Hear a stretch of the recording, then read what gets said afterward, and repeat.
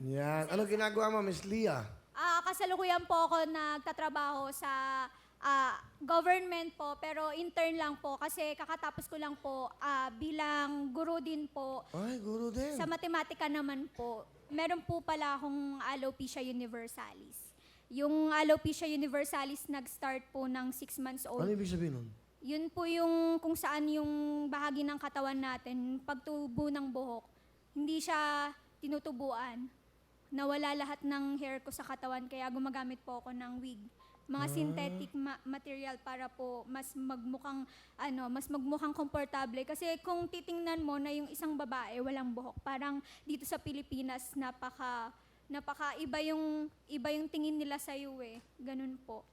Ganun ba eh? Opo. Talaga. Sino kasama mo, Leah?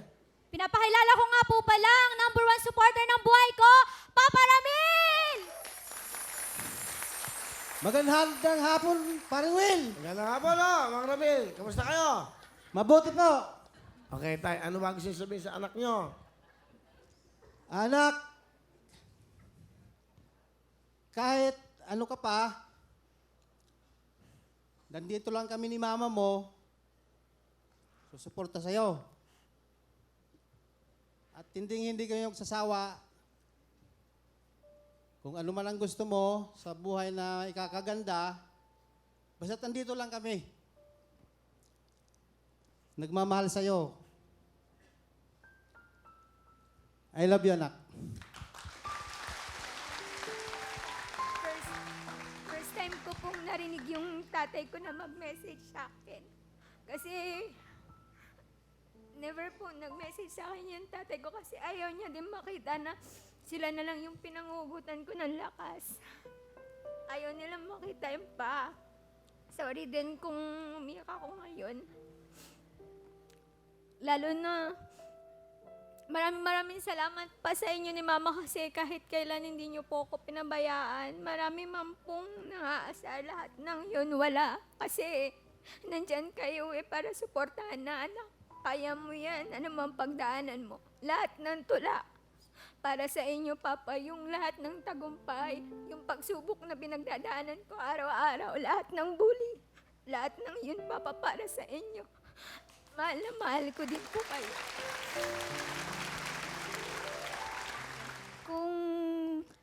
Kung ito na yung chance ko para pakita sa buong mundo kung ano yung meron ako.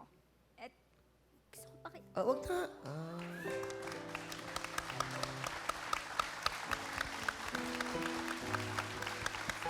Ito lang.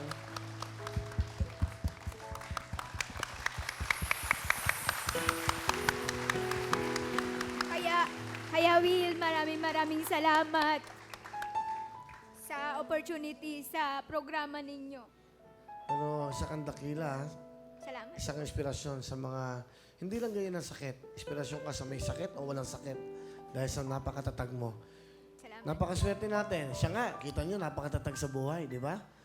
Isang inspirasyon. Palapakan po natin si Leah at ang kanyang mahal na ama. Okay?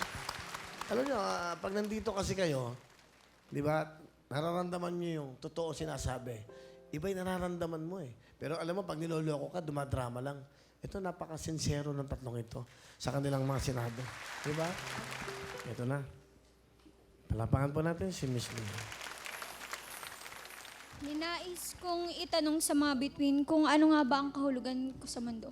Hindi ba't natural lamang iyon, problema sa bansa, pamilya, love life, yan ang kadalasan kong naririnig sa kanila. Ngunit ang munting boses na ito ay may nais ding ibahagi sa iyo.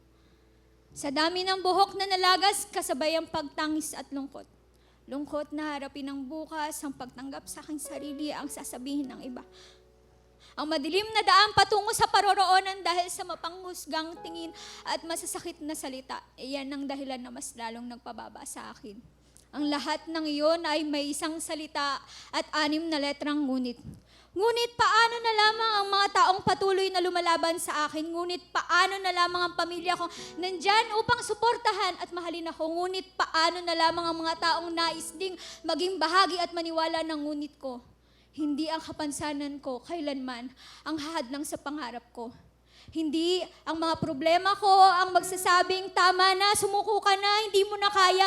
Hindi kailanman ang mapanghusgang tingin nila at masakit na salita ang magsasabing, hindi mo na kaya. Dahil lang pagtayo ko ngayon sa inyong harapan ay magsisilbing unang hakbang patungo sa aking tagumpay. Yeah. Thank you very much, Leo. Very ano yan, very real. Kumbaga, totoo yung sinasabi niya. Kasi galing yan sa'yo, no? Kumbaga, yun yung nararamdaman mo. Apo, yun po talaga. Tama siya. Magiging inspirasyon ka sa kanilang lahat. Kahit anumang karamdaman yan, dapat ganyan ang personality mo. Salamat, Lumalabang ka Will. sa buhay, ha? Palapakan Yes, po natin Will. si Lia. Lia, pagdamutan mo tong 10,000 para sa Salamat